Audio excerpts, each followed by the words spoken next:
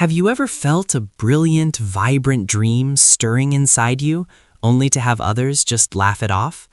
Have you ever reached for something huge and the whole world seemed to tell you you can't do that? This is the incredible story of Andy, a young man who learned a powerful truth. No one can truly stop you except yourself.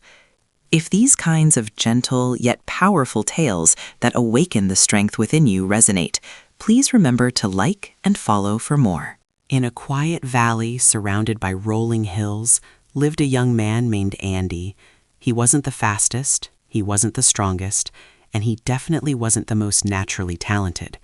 But he held a powerful dream: to carve statues from stone so breathtakingly beautiful they would make people stop, truly stop, and feel something profound. Every morning, long before the sun even peeked over the horizon, Andy would walk to the riverbank, where smooth, cool stones slept quietly under the mist. He would sit, hold a stone in his hands, and gently whisper, "There's something amazing inside you. I'm going to find it." But the people in the village simply didn't believe in him. "Andy," they'd scoff, "you're wasting your time with rocks. Go work in the fields like everybody else." Even his closest friends told him, "You'll never make a living by carving. Stones don't fill your stomach." Their words fell on him constantly, like a cold, non-stop rain.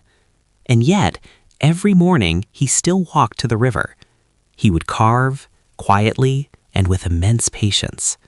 Chips of stone would fall around him like small pieces of snow. But as weeks bled into months, his hands became rough and his heart started to feel tired, because every single time he showed off his work, people only pointed out the flaws. "This one is uneven," a man would say. "The nose is all wrong," someone else commented. A group of kids even pointed and laughed, calling him the stone fool. For a long time, Andy actually started to believe them. He stopped going to the river. His carving tools lay untouched and silent in his hut.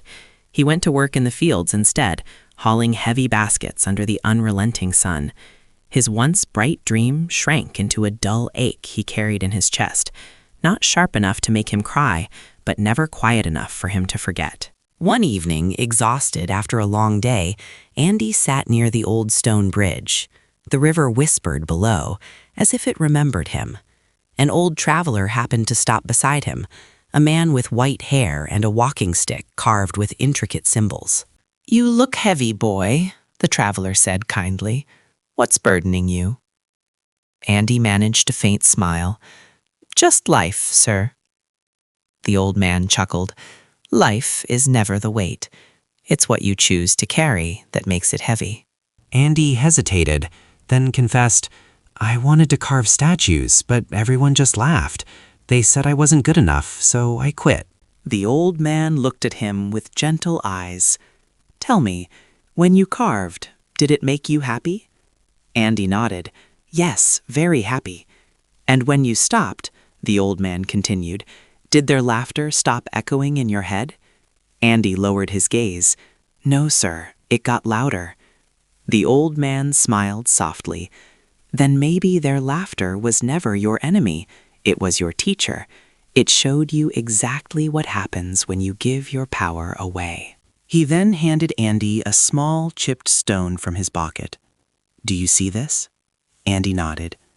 "It is imperfect, cracked, uneven, and unwanted. But inside this stone is a story no one else can possibly see. If you listen carefully, it will tell you what it wants to become, but only if you keep carving." The man then stood, gave a single nod, and walked away along the moonlit path. That night, Andy couldn't sleep. He kept staring at the small stone in his hand. He felt something powerful stir inside him again, something quiet, something strong. The next morning, before dawn, he walked back to the riverbank. He sat in his old spot, took a deep, centering breath, and began to carve again. The villagers noticed. Some shook their heads. "He's still wasting his time," they muttered. But Andy didn't listen to them anymore. His hands moved with a calm, deliberate rhythm. Chip by chip, shape by shape, he poured his entire heart into the stone. Days turned into weeks. His first statue cracked and broke. The second was an improvement, but still clumsy. The third was much finer. It carried a kind of soul. And on the day he finally finished his 10th statue, something beautiful happened. A child from the village stopped and stared. "It looks alive," the boy whispered. Then an old woman came closer, with tears glistening in her eyes. "It reminds me of my son," she said softly. Soon others gathered. The very same people who had once mocked him now stood in complete silence, watching the sunlight play across the smooth curves of the stone. Andy said nothing. He only smiled, because deep in his heart, he knew he hadn't proved them wrong. He had finally proved himself right. Years passed. Andy became known across all the valleys for his breathtaking sculptures. People traveled long distances just to see them, but he never boasted. He still worked right beside the same river, under the same trees, just listening to the wind. One afternoon, a young boy approached him, shy and uncertain. "Sir," the boy said, "I want to paint, but everyone says I'm not talented enough." Andy looked at the boy, smiled, and handed him a small stone.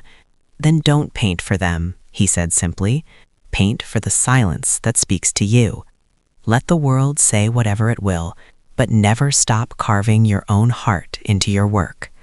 The boy nodded slowly, clearly grasping something much deeper than words. When the sun set that day, Andy sat by the river again. The water shimmered like melted gold, carrying away the echoes of laughter, doubt, and memory. He whispered, "Thank you for never leaving me." The river replied with a soft murmur, the exact same sound it had always made, as if saying, "You never left either. You just forgot who you were." And so Andy finally understood. The world will always have voices that try to stop you, but the loudest voice is always the one you choose to believe. When you manage to silence that internal noise, even a tiny whisper of faith can move mountains.